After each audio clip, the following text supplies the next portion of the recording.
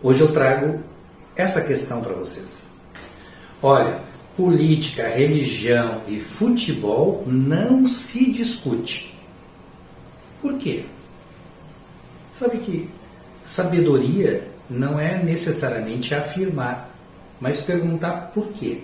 Porque através do porquê nós conseguimos aprofundar e tentar ver se aquela expressão que eu acabei de pronunciar, tradicional, faz sentido ou não faz sentido. Vamos começar pelo futebol. Por que não discutir futebol? Veja, tem 4 pessoas em campo. O juiz, 2 bandeirinhas e mais um 4º juiz na beira do gramado. E além disso, agora tem o VAR, que são mais 4 profissionais. Ao todo, 8 para interpretar o que acontece. Ora, se tem 8 pessoas para validar o lance ou não, significa que é passível de discussão. Então, 4 pessoas que vão observar o jogo, o lance, no detalhe, com a ajuda de tecnologia para dizer está dentro da regra ou está fora da regra. Bom, se existem essas 8 pessoas, por que não se pode discutir um lance, o jogo, o campeonato? Por que não? Qual seria a razão para que isso não pudesse ser discutido? E religião? Por que não discutir religião?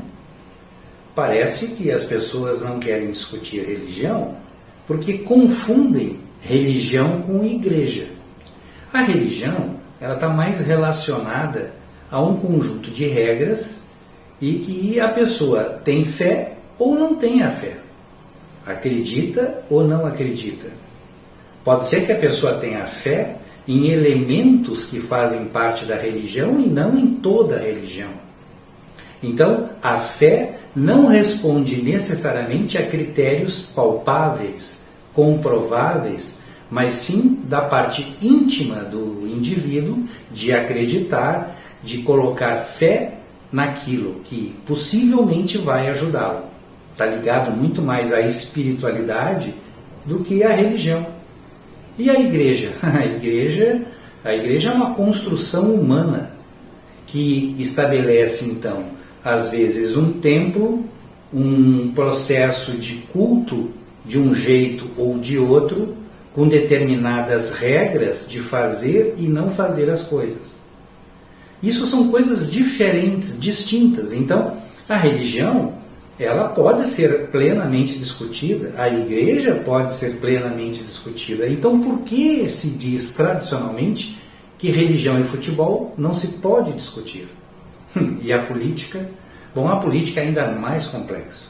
Não discutir a política significa abrir mão de ter uma posição sobre o que está acontecendo no dia a dia do país, naquilo que interfere na tua vida, no teu cotidiano, no teu bolso e naquilo que tu quer construir. Se eu ficar afastado, eu deixo para que outros façam essa interpretação e façam essa discussão. Eles são os peritos em fazer o debate. Não, não é assim. Porque se eu não discutir, eu não conheço. Se eu não conheço, eu não tomo posição. E se eu não tomar posição, eu fico alienado e por fora do debate e acabo não ajudando na discussão propriamente dita e não tomando posição. Política, religião e futebol se pode discutir tranquilamente. Aliás, se deve discutir. O problema é que a discussão, neste caso, é entendido como vencer o outro. Dizer que eu tenho a verdade e o outro não. Se eu entender discussão como vencer o outro, garantir que a minha posição esteja acima da do outro, bom, é um problema. Agora, se eu entender a discussão como diálogo, aí é outro debate. Diálogo significa troca de posições, argumentos, e não reprodução de verdades absolutas que eu não abro mão. Isso não é diálogo. Isso é querer ter a supremacia das minhas ideias sobre a do outro. Bom, nesse caso, tu está impossibilitado de discutir qualquer coisa, seja ela qual for. Na realidade, o problema não está na discussão, mas está na forma como a pessoa encara a discussão. Essa é a grande questão. Não se pode encarar uma discussão como sendo uma disputa de verdades contra outras verdades. Na realidade, nós temos que ter argumentos, e nós, nos nossos argumentos, podemos ser convencidos por outros argumentos que nós entendemos ser melhor. Mas para isso eu tenho que estar desarmado do espírito de disputa de A sobre B. Eu quero dialogar entre A e B. Aí é outra situação.